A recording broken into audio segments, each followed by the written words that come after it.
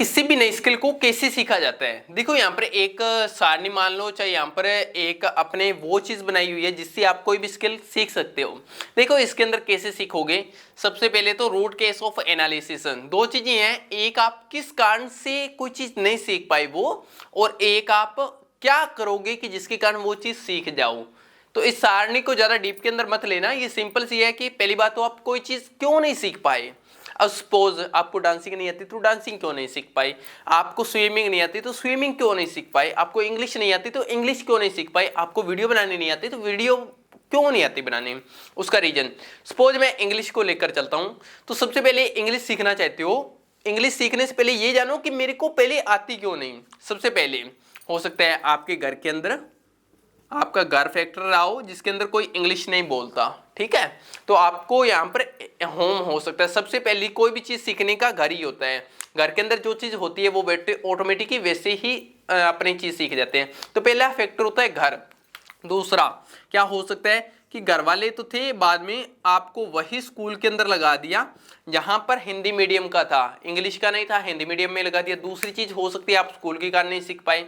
तीसरा, अब जिस स्कूल में लगे आपका वही चीज था, एजुकेशन सिस्टम ही वही था जिसके कारण आप नहीं सीख पाए। जैसे आपको इंग्लिश नहीं आती और आपको हिंदी वाले स्कूल के अंदर लगा दिया तो हिंदी के कारण आप इंग्लिश नहीं सीख पाए, ठीक है, एजुकेशन सिस्टम ही ऐसा था। फोर्थ क्या हो सकता है, ये तीन चीजें तो हुई, साथ में जो दोस्त थे वो ही अपने वही बने जिनको इंग्लिश नहीं आती थी, तो फोर्थ नंबर फ्रेंड्स लगा देते हैं। तो इस तरह से वो कारण लिख लोगे जिसके कारण आप कोई चीज नहीं सीख पाए।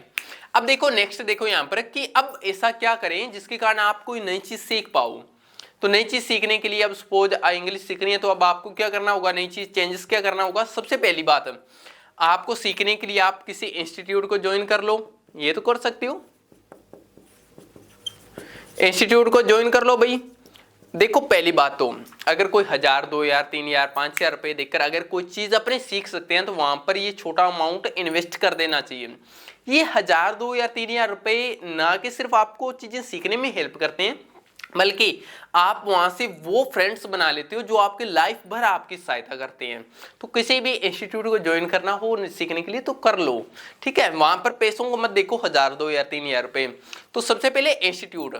दूसरा नंबर क्या कर सकते हो आप कि जहां पर इंस्टीट्यूट करोगे वहां पर किसी ग्रुप को ज्वाइन कर लो जो कि आप चीज सीखना चाहते हो, इंग्लिश सीखना चाहते हो, तो वहां पर इंग्लिश वाला ग्रुप होगा तो उसको आप ज्वाइन कर लो, ठीक है, ऐसे बहुत सारे होते हैं। थर्ड नंबर क्या करोगे, थर्ड नंबर आप ये कर सकते हो कि आप फ्रेंड्स भी वही बना लो जो इंग्लिश के अंदर इंटरेस्टेड। भाई सीधी स्वाभाविक सी बात है, अगर कहीं पर इंस्टीट्यूट ज्वाइन करोगे तो वहां पर फ्रेंड ऑटोमेटिक बन जाएंगे, आपको बनाने की जरूरत नहीं पड़ेगी। लेकिन बस डिसाइड ये करना है कि फ्रेंड्स भी वहां पर दो प्रकार के होते हैं, एक वो जो इंटरेस्टेड नहीं होते हैं सीखने में और एक वो जो इंटरेस्टेड होते हैं, तो आपको वो बनानी है जो इंटरेस्टेड हो। 4 नंबर क्या कर सकते हो, आप फिक्स टाइम डिसाइड कर सकते हो प्रैक्टिस के लिए, तो वो चीज कर लीजिए यहां पर, ठीक है। तो ये सारी चीजें आप कर सकते हो। तो ये सारी चीजें आप करने के बाद में अब यहाँ पर ना कि सिर्फ इंग्लिश ही करनी है, आपको कोई भी चीज हो। मैं फॉर एग्जांपल आपको एग्जांपल देके सिखाता हूँ। अब सबसे पहले इसको मैं कंप्लीट कर लेता हूँ। जैसे यहाँ पर डेट, अब डेट डाल लो यहाँ पर कि आपको किसी भी चीज के अंदर, सपोज आज क्या डेट है, आज यहाँ पर डेट है 9 अप्रैल। तो आज मैंने डिसाइड किया है यहाँ पर इम्प्रूवमेंट में मैंने चेक किया है कि मेरे को टेंस अच्छे आते हैं लेकिन मेरी वोकेबलरी अच्छी नहीं है, तो मैंने टेंस गुड लगा दिया और वोकेबलरी पर क्रॉस लगा दिया, यानी कि वोकेबलरी अच्छी नहीं है। अब मैं आउट ऑफ 10 में से रेटिंग दे दूंगा कि मेरी को इंग्लिश के अंदर क्या स्कोर है, तो यहाँ पर मैंने 5 दे दिया, स्कोर दे दिया। उसके बाद में एक्शन स्टेप्स लिख दूंगा कि मेरे को करना क्या है, तो मेरे को वोकेब एवरीडे 10 लिखनी है। अब मैं आपको अपने वे से बताता हूं। अब जैसे देखो, सबसे पहले तो जब मैंने वीडियो की शुरुआत की थी तो वीडियो में क्यों नहीं सीखा। सबसे पहले घर के अंदर कोई वीडियो नहीं बनाता था। दूसरी बात, गांव सोसाइटी के अंदर गया तो सोसाइटी के अंदर भी हमारे गांव के अंदर कोई नहीं बनाने वाला था वीडियो। वहां पर दूर दूर तक ना कोई रिश्तेदार, ना कोई नेबर, ना कोई मामा चाचा ताऊ, ना कोई भी नहीं बनाने वाला था, इस वजह से नहीं। तीसरा, फ्रेंड्स भी ऐसे मिले जो कभी वीडियो वगैरह नहीं बनाते थे, कभी कोई नहीं बनाता था, तो इस वजह से वीडियो नहीं बना पाता था, ठीक है।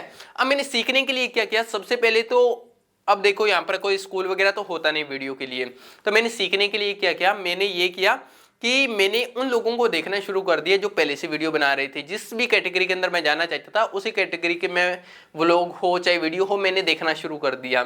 फिर मैंने सेकंड नंबर पर क्या किया, मैंने उन लोगों को ही फॉलो कर लिया जो जिसमें मेरा इंटरेस्ट था, जिसका मैं बनना चाहता था। और थर्ड नंबर मैंने क्या किया, फिर मैंने बनाना चालू कर दिया और बनाने के बाद में आज आपके सामने आज मैं बना रहा हूं। तो इस तरह से यहाँ पर मैंने दोनों चीजें यहाँ पर डाली, ठीक है। थर्ड नंबर पर यहाँ पर देखो मैंने इंप्रूवमेंट के लिए क्या किया, इंप्रूवमेंट के लिए मैंने ये किया कि मैं ये देख लेता था कि मेरे को प्रॉब्लम किस चीज में आ रही है। तो मेरे को प्रॉब्लम ये आती थी कि मेरे को बोलने के अंदर कोई प्रॉब्लम नहीं थी, शुरू में प्रॉब्लम थी मेरे को, तो एडिटिंग नहीं आती थी। तो एडिटिंग का मैंने ये रख दिया कि मेरे को एवरीडे एक वीडियो एडिटिंग करनी है। तो इस तरह से कोई भी स्किल आप सीख सकते हो, मैंने भी सीखी, आप भी सीख सकते हो। ये सारणी इस तरह से आपको दिखाने के लिए है, बाकी सारणी आपके माइंड के अंदर होनी चाहिए ये चीजें, ठीक है। तो इस तरह से आप कोई भी स्किल सीख सकते हो।